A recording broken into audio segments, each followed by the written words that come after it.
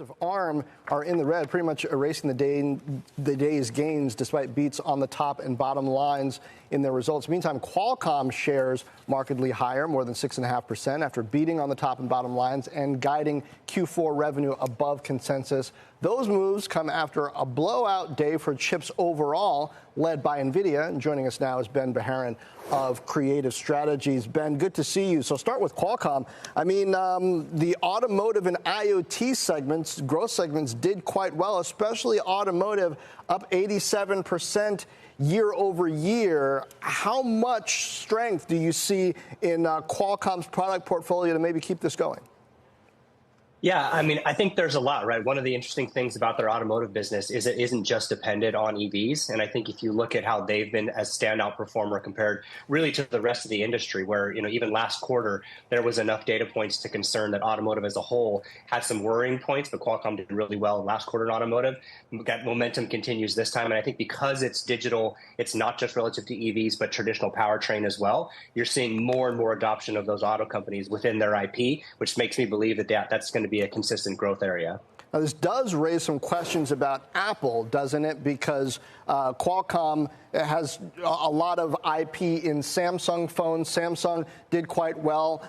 The premium tier, Cristiano Amon was telling me ahead of the call, people are shifting into that. But there seemed to be some share gain for Qualcomm and Android versus Apple in China. I don't know what you've been seeing or hearing in that arena since then.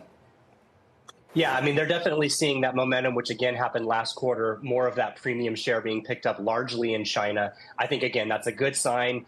Yes, you're right. I think there are some worrying concerns just in terms of a couple quarters in China. I think that being said, there's still a lot of optimism for Apple on the back of Apple Intelligence driving more of a cycle coming into this year. And you're seeing that with some of the underlying suppliers have some strength, be guided into next quarter as well. But again, good for Qualcomm that more of that premium tier is coming up because they're going to get more ASP for those parts as it grows. And that's just, again, a whole testament to the product story and the execution that they're having on the mobile side of their SoCs. Okay. Ben, speaking of China, U.S.-China relations, you got reports just today that the U.S. is weighing new rules, new export restriction rules tied to semi-manufacturers and their export equipment to China. Reuters actually reporting you could see some exceptions to that for allies. It sent shares of ASML and a few others higher. Here's what a commerce spokesperson said to me about this today. Said, quote, the U.S. Department of Commerce is continually assessing the evolving threat environment, updating our export controls as necessary to protect U.S. national security and safeguard our technological ecosystem. We remain committed to working closely with our allies who share our values. So neither denying nor confirming some of those reports we got. But could we see these dynamics continue to ramp here in the coming weeks, in the coming months? And if so, winners and losers?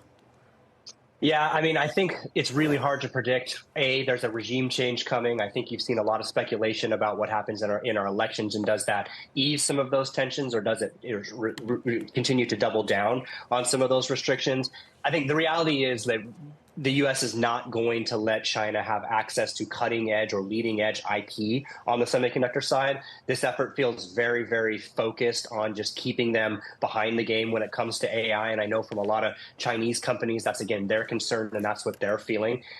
Obviously, we want our companies, especially our U.S.-based tech companies, to be able to service China with products. And I think until we have clarity on what that is, it's going to be really hard to predict that. But obviously, if ASML, if our other chip vendor products, or anybody else that's in EDA or tooling and supplying a manufacturer can at least know that they can bring some products there, that's going to be a good sign.